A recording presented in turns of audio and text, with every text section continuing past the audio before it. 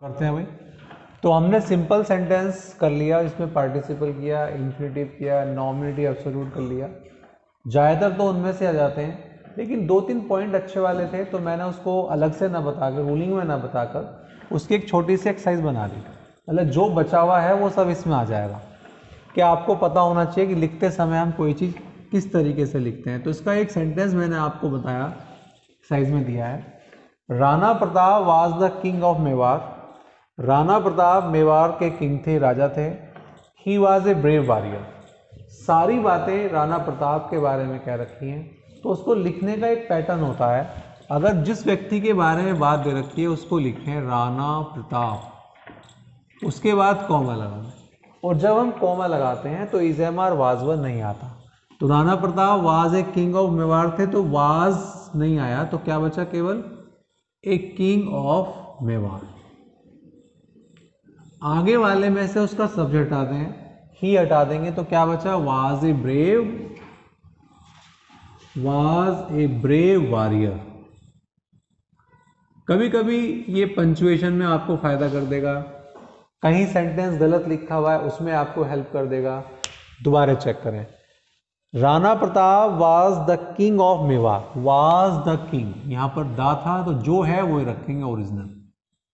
Was the king of Mewar. Rana Pratap के बारे में पूरा सेंटेंस चल रहा है, तो राणा प्रताप कोमा लगाएंगे, कोमा लगाने के बाद इज़ेमार वाज और हेल्पिंग वर्ब सब हटा दो। फुल स्टॉप की जगह जब सब्जेक्ट स्टार्ट होगा तो उस सब्जेक्ट को हटा दो, वहां पे कोमा लगा दो। फुल स्टॉप की जगह कोमा आ जाएगा, और आगे वाला जो था ना, he was a brave warrior, वहां पे से ही हट जाता है। ही क्यों हटेगा? इसका लॉजिक है कि शुरू में यहाँ पे सब्जेक्ट आपने लिख दिया है। बहुत अच्छा सेंटेंस है। इस टाइप के सेंटेंस मैंने 2-3 दे रखे हैं, उसको आप प्रैक्टिस करेंगे तो क्लियर हो जाएगा इसमें करना क्या है। एक सेंटेंस और चेक करें, दूसरा sentence. Milton was a famous English poet, he was blind. फिर वही बात है, मिल्टन के बारे में क्या रखा है, तो मिल्टन लिखेंगे और उसके बाद कॉमा लगा दो, मिल्टन कॉमा। जब मिल्टन के बाद कॉमा लगा दिया तो इज़ेमार वाजवर हटा दो, तो क्या बचा? A famous English poet, English poet. Full stop की जगह कॉमा लगाएंगे, कॉमा जब लगाएंगे तो वहां से ही हट गया, तो क्या बचा? Was blind, was blind. Clear? ये हो गया आपका दूसरा सेंटेंस। इसी तरीके के और सेंटेंस भी हम करेंगे। तो ये तो हो गया, अभी एक ही पैटर्न चल रहा है जिसमें कॉमा लगा रहे हैं। Tagore wrote the Gitanjali. Tagore wrote the Gitanjali. Tagore ने गीतांजलि लिखी। It is a collection of short. इसमें यहां पर टैगोर के बारे में नहीं दे रखा, गीतांजलि के बारे में दे रखा है, तो जो कॉमा लगना चाहिए वो गीतांजलि के बारे में बाहर लगना चाहिए। इसमें ये बात विशेष है कि जैसे पहला सेंटेंस राणा प्रताप के बारे में था, दूसरा सेंटेंस मिल्टन के बाद, मिल्टन के लिए था तो मिल्टन के बाद कॉमा। इसमें गीतांजलि का है, तो हम क्या करें, हमने लिखा टैगोर रॉट, किताबों के नाम से पहले द गीतांजलि, और यहाँ कॉमा लगाएं। और जब यहाँ कॉमा लगाएंगे तो आपको मैंने एक बात बताई थी कि इज़ेमार व हेल्पिंग वर्ब नहीं आती, इट इज हट गया, एक कलेक्शन ऑफ पोएम। इसका ये एक तो तरीका ये है। क्लियर? एक तरीका तो इसका ये है। कहने का मतलब जो जिसके बारे में बात चल रही है, जिसके बारे में अगला वाक्य, उसके बाद ही कॉमा लगाएंगे। और कॉमा लगाएंगे तो इज़ेमार आएगा नहीं। यह इसका एक तरीका हो रहा है। आप शुरू में लिखें गीतांजलि कॉमा, गीतांजलि कॉमा, और फिर ये वाला वाक्य उतार दें, टैगोर रॉट। आगे में से सब्जेक्ट हटा दें, लेकिन सब्जेक्ट हटाना है, is a collection of poem लिखना पड़ेगा। कभी कभी ऐसा भी लिखा मिल जाता है, तो थोड़ा सा ध्यान रखना कि कभी कभी हमें ऐसा भी लिखा मिल जाता है, जिसके बारे में बात चल रही है उसको शुरू में लिखें, जो दूसरा वाक्य था उसको यहाँ लिख दें कॉमे के अंदर, और आगे वाला वाक्य में से केवल सब्जेक्ट हटाते हैं। ये ध्यान रखना, जब सब्जेक्ट के बारे में मेन सब्जेक्ट के शुरू में लाते हैं तो अगले वाले वाक्य में से सब्जेक्ट हटाते हैं, लेकिन सहायक क्रिया नहीं हटाते।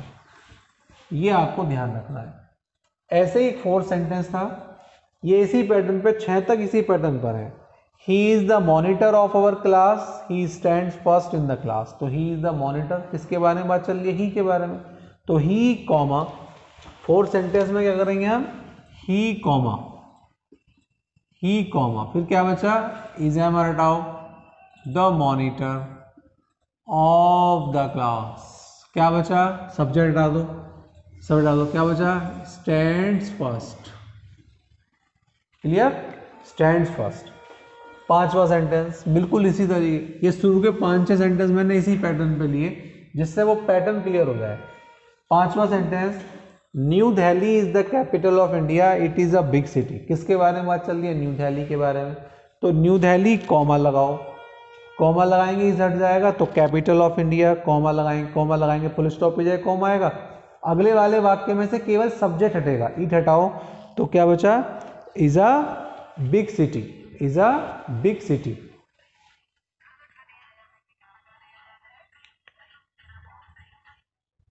Is a big city, clear. Next check करें, लास्ट सेंटेंस, इस पैटर्न का last sentence, Shakespeare wrote Julius Caesar, he was a great dramatist.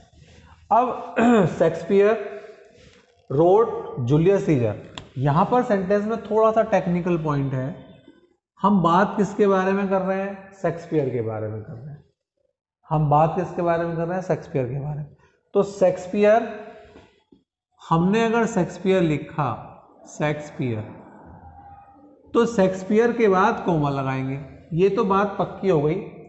अब इसके बाद हमें क्या कर रहे हैं कि हम आगे पीछे सेंटेंस मान सकते हैं, तो शेक्सपियर के बाद कॉमा लगाए, वाजवर हटाएंगे, वाजवर कौन से सेंटेंस में, अगले वाले में, तो ए ग्रेट ड्रामेटिस्ट, हम इसको ऐसे लिख सकते हैं, ए ग्रेट ड्रामेटिस्ट, यानी कि इजेमार वाला सेंटेंस पहले ले आओ और जो मेन वर्ब वाला सेंटेंस उसको बाद में ले जाओ, रॉट जूलियस सीजर। इसमें थोड़ा सा ये टेक्निकल पॉइंट है कि जो मेन सब्जेक्ट है उसके बाद कॉमा आएगा, लेकिन वहां पे रोट नहीं आ सकता, रोट आएगा सबसे एंड में, रोट जूलियस सीजर सबसे एंड में आएगा। तो हम क्या करें, इसको हम जिसमें वाजवर वाला सेंटेंस था उसको पहले ले आए। तो ये एक पैटर्न तो आपका ये हो गया जिसमें मैंने आपको कॉमे वाले सारे सेंटेंस बता दिए।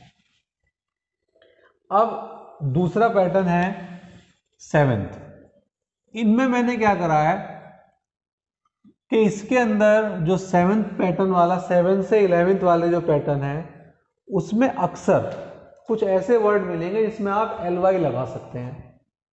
स्लो लिखा मिलेगा तो क्या लिख दें, स्लोली लिख दें, ग्रेजुअल मिलेगा ग्रेजुअली, एफिशिएंट मिलेगा एफिशिएंटली, ठीक है, कुछ तरीके, जैसे example, great people serve their country, great people महान लोग अपने देश की सेवा करते हैं, देयर सर्विस इज सेल्फलेस, तो सेल्फलेस। अब सेल्फलेस को क्या करें, great people serve their country selflessly, ये वर्ड यूज कर लेंगे। तो ये भी आपको पता होना चाहिए कि सिंपल में शॉर्ट बनाना होता है, देयर सर्विस इज सेल्फलेस, उसको सेल्फलेसली ले लिया केवल।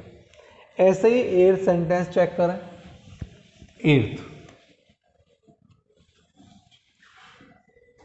एर्थ सेंटेंस चेक करेंगे, she spend all her money, उसने अपना सारा धन खर्च कर दिया, शी वॉज फुलिश, वह मूर्ख थी, तो फुलिशली, तो she spend all her money foolishly, तो इस पे आप लिख सकते हैं फुलिशली। तो इसमें कौन सा रूल है, जिसमें हम एक वर्ड को लेकर ly लगा रहे हैं, ly किस में लगता है, एडवर्ब में लगता है, एडवर्ब की क्लास अलग होगी आपकी। नेक्स्ट है 9th, ही वॉज ruined, उसका अंत हो गया, ruined मीन्स अंत होना, सर्वनाश हो गया, बाय गैम्बलिंग, जुए के द्वारा, यानी कि जुए ने उसका सर्वनाश कर दिया। हिज ruin was complete, तो देखो ruin वर्ड पहले भी आ चुका है, तो इसमें से अगर हम केवल कंप्लीट वर्ड ले लें तो कंप्लीटली वर्ड सुना होगा आपने, तो ही वॉज ruined कंप्लीटली यहां लिख सकते हैं, he was ruined completely, ruined के बाद completely, he was ruined, he was ruined completely by gambling, तो ruined के बाद क्या वर्ड आ गया, completely वर्ड आ गया, क्लियर। ये इसी पैटर्न पर है जिसमें ly आ रहा है। ऐसे ही 2 सेंटेंस हो रहे हैं, यू मस्ट, 10वां सेंटेंस भी ऐसी है, you must do the work, आपको काम करना चाहिए। मस्ट का मतलब यही नहीं होता चाहिए, इसकी अलग से जो मॉडल्स की क्लास होगी वो अलग से होगी। You must do the work, आपको काम करना चाहिए, ठीक है, you must do the work, आपको काम करना चाहिए। The cost does not count, cost जो है उसकी काउंट करने की कोई जरूरत नहीं। तो एक ईडियम आता है at any cost, at any cost. तो सेंटेंस कैसे बनेगा, you must do the work, आपको काम करना ही है एट एनी कोस्ट। तो ये जो ईडियम है ये बताने थे मुझे कि भाई कुछ चीजें ऐसी हैं जो आपको पता होना चाहिए, सिंपल में ये भी यूज होता है। नेक्स्ट है finish your work, 11th sentence, finish your work, अपना काम समाप्त करो। It should not be delayed, ये देरी नहीं होनी चाहिए। तो एक वर्ड यूज कर लें, विदाउट डिले। तो finish your work without delay, तो इसमें केवल विदाउट डिले आ रहा था। 11th में विदाउट डिले से हम बना लेंगे, क्या बना लेंगे 11th में, तो finish your work without delay, without delay, ठीक है, बिना देरी के। अब एक सेंटेंस कुछ ऐसा 12वां, जैसे लिखा है ए स्टूडेंट वाज पनिश्ड, इसमें लिखा था a student was punished, full stop, he was naughty. Student क्या है, वो नॉटी है, तो क्या करें, वो जो नॉटी वर्ड है वो स्टूडेंट से पहले जाए, तो क्या बन सकता है, ए नॉटी स्टूडेंट। तो इसका शॉर्ट बन गया ए नॉटी स्टूडेंट। कहने का मतलब है कि जो स्टूडेंट है उससे पहले जो उसका एक एडजेक्टिव वर्ड होगा उस वर्ड को ले आओ, उससे भी हम सिंपल बना सकते हैं। 2 सेंटेंस का एक शॉर्ट में बना दिया, क्लियर। नेक्स्ट है 13वां सेंटेंस, कुछ ऐसी ही है, आई टुक कॉफी, मैंने कॉफी ली, आई टुक टोस्ट। तो मैं केवल क्या करूं, आई टुक कॉफी लिया, तो I took coffee and toast, I took coffee and toast, 2 चीज ली है तो एंड लगा दो दोनों चीजों के बीच में, ठीक। नेक्स्ट है एक सेंटेंस, ये है आपका 14 sentence, 14, Ram worked hard he failed, बहुत अच्छा सेंटेंस है। राम वर्कड हार्ड, राम ने मेहनत की, वह पास हो गया, तो बात बहुत जनरल है। लेकिन जब निगेटिव अर्थ आता है, राम ने मेहनत की फिर भी वह फेल हो गया, तो एक ईडियम यूज होता है, एक वर्ड यूज होता है इन स्पाइट ऑफ, और इन स्पाइट ऑफ के बाद वर्ब में आईएनजी आता है, वर्किंग हार्ड, और इसकी ट्रांसलेशन होती है कठिन परिश्रम करने के बावजूद भी राम फेल्ड। ये सेंटेंस इसलिए बताना था, ये एक्सरसाइज इसलिए स्टार्ट हुई थी कि ऐसी प्रॉब्लम्स आती हैं, तो इन स्पाइट ऑफ का मतलब होने के बावजूद, ऐसा मतलब आप तेज दौड़ने के बावजूद भी आप हार गए, क्लियर। एक लास्ट सेंटेंस मैं करता हूं, 15 सेंटेंस है इसमें, 15 सेंटेंस है लास्ट, तो एक लास्ट सेंटेंस करते हैं बस, 15 है, ही विल पास, वह पास हो जाएगा, he is sure of it, उसे इस बात का यकीन है, तो उसे इस बात का यकीन है, ये वाला सेंटेंस पहले आना चाहिए, ही इज श्योर ऑफ। ये क्या वर्ड है भाई, प्रीपोजिशन, तो ही विल पास, पास को पास में आईएनजी लगा दो बस शॉर्ट में, तो he is sure of passing, तो यानी कि जब भी प्रीपोजिशन होगी वर्ब में आईएनजी आएगा। चलो इसको इतना रखते हैं, कंप्लीट हो गया एक्सरसाइज आपके।